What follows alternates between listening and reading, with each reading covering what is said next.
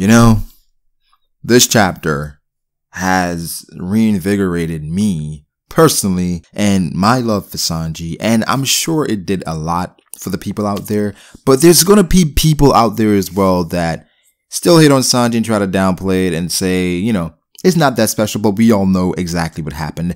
But before we get to that great stuff, let's talk about the cover page. First off, the name of the chapter was The Consummate Thinker, and on the cover page we have Shanks, Buggy, Rayleigh, and Roger. We've seen Shanks on a few cover pages recently, him at the wedding. I don't think we've seen him before that, but this is an amazing cover page. Rayleigh, Roger, Shanks, Buggy, I'm not so sure, he's fine, but hey, it's fine regardless. Awesome cover page. Now to the chapter. I wasn't surprised at the beginning when Luffy did not want to wake up because that's typical Luffy. That's typical of the Straw Hats. And I even mentioned in my last review or reaction, discussion, whatever, that Luffy and the Straw Hats sleeping 10 minutes before the wedding is dangerous. And page 4 of the chapter kind of proved that Luffy was not waking up and they needed meat to kind of wake him up, which goes back to Luffy's character and who he is. Okay.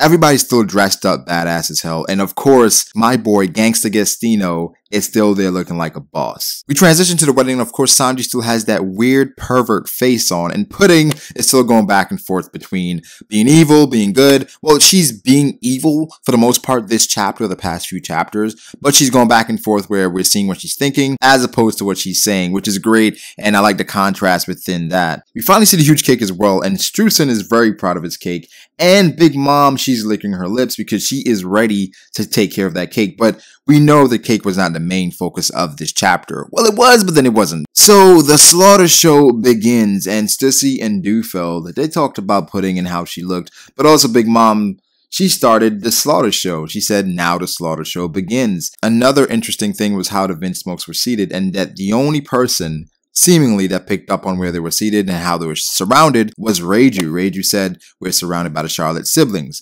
These seats are pretty open and easy to hit. We're all unarmed. It's curtains for us. And she was accepting that. She's accepting the fate of everything. But what's perplexing is that she's the only one that's noticing this. What is Ichiji doing? Ichiji's supposed to be on Reiju's level, if not higher, as far as perception and strength, and he's not noticing anything as far as we can tell. And this chapter goes on to prove that the Vinsmoke may really be baffled and may just be oblivious as to everything that's been happening, and that just does not make sense to me. They've been built up to be this mythical army. Maybe like Big Mom said, you cannot believe all that they say. I'm still holding out hope that they actually have some power and they actually know what's gonna happen. They're just playing naive right now.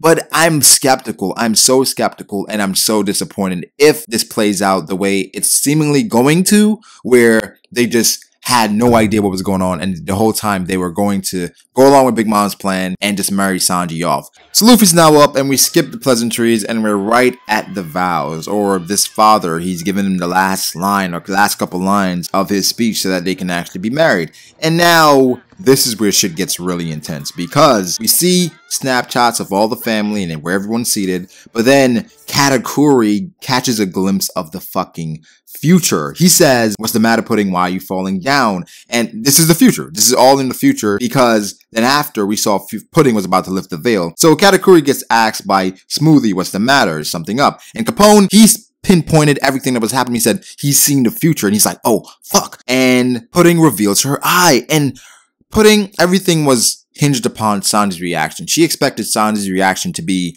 oh, what the fuck are you? What the fuck is this? But the funny thing is, Sanji seeing the true form of Pudding, that prepared him for seeing the eye. He could actually take time to take it all in, and now he could prepare himself for the eye. So when he saw the eye, he was like, it's so beautiful. I feel like that's what he genuinely felt, because that's how Sanji is. He's chivalrous and he's just a good dude. Pudding, with this, she was thrown off. No one had ever reacted that way, and I can understand why she broke down, because even Big Mom told her that she was creepy. You're my daughter, but you're creepy. Her whole life, she's been told that she's weird. You're a freak. Even people teased her. We saw more of her backstory, and Sanji, being the genuine person that he is, said, yo, it's so beautiful. I don't know why you feel that way. She broke down down. A lot of people felt like it was cliche. I kind of felt that way as well, but it worked. It made sense because she's been bullied her whole life because of that eye, and the guy she's about to marry has said that it's beautiful. So she's gonna break down. She's a woman at the end of the day.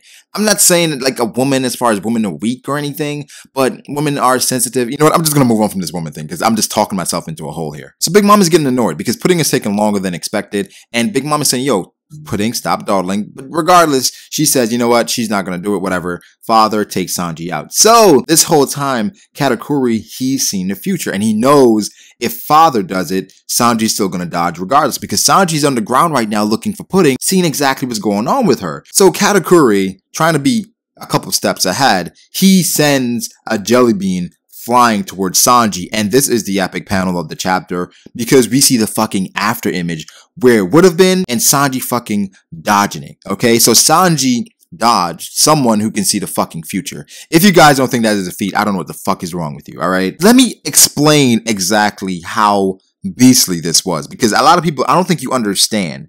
Katakuri saw that Sanji would dodge the father's bullet, so Katakuri shot the bullet where he saw Sanji would dodge, and Sanji still dodged his jelly bean bullet. He dodged it. So do you understand how fucking epic that is? That is amazing for Sanji based on everything that's happened or everything that's transpired before this, because everyone has been saying he's trash, and now Sanji's showing us just how powerful he really is. Father's down, Katakuri is surprised, Sanji glares at him like he's about to destroy this man. Again, something to keep in mind is Sanji gets more powerful based on his emotions, as shown in the story, and even his power-ups, they're based on emotion. There's so many things there that shows that Sanji is a One Piece Saiyan. So then we get the panel of the Vinsmoke, they're still oblivious, fuck them. For right now, we're just gonna move on from them because it's disappointing, alright? Katakuri goes on to say something that a lot of people have been overanalyzing, where he said that that's the least of our worries, something crazy is afoot, mama. Even I can't do anything. Because Big Mom is asking him exactly what's going on. And I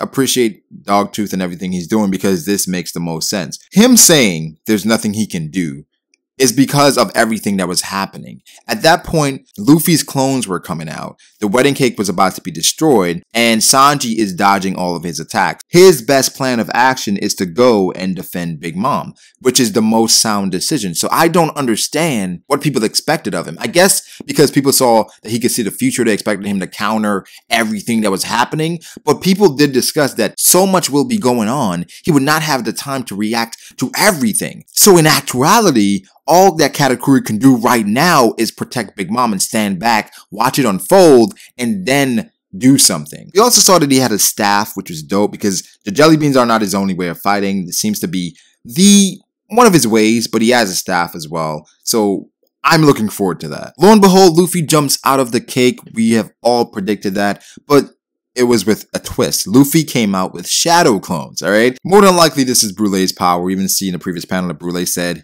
they forced me to do it, and Big Mom is fucking pissed. We saw that her eyes were already going crazy, so once that picture is done, she is going to be screwed. Right now, this is the distraction that they needed. This distraction right here is what they needed. Also, wanted to touch on Katakuri's powers, because that is up in the air. You know what? I may just do that whole thing in a different video today. I'm going to make a different video for Katakuri's powers and how I think they work based on this chapter. Regardless, the wedding is in full swing, if you want to call it the wedding. And right now, I think the Straw Hats, they have the edge because of everything that's happening. It's been a span of a couple seconds. Everything has seemed a long time because Katakuri has given us a glimpse, but it's been a few seconds. And right now, everyone is going to catch up to what's going on. And then we're going to see the true outcome of what could possibly happen. Because the only commander that's moved for Big Mom is Dogtooth. Because, of course, he has the advantage there. When Smoothie moves, we don't know where Cracker is. We don't know where Snack is. That person with the ponytail was hinted at again. Regardless, Big Mom is at a point where she's at the brink of destruction. She is about to self-destruct. Well, not really self-destruct. She's about to be enraged. And Katakuri, like I said before, he made the sound decision to go in front of her and try to protect her from everything that's going on, because the last panel is her seeing what's happened to the cake. And it's going to be crazy because as Luffy's coming out of the cake, Luffy's actually eating the cake as well. If you see that, Luffy's eating the cake as he's coming out.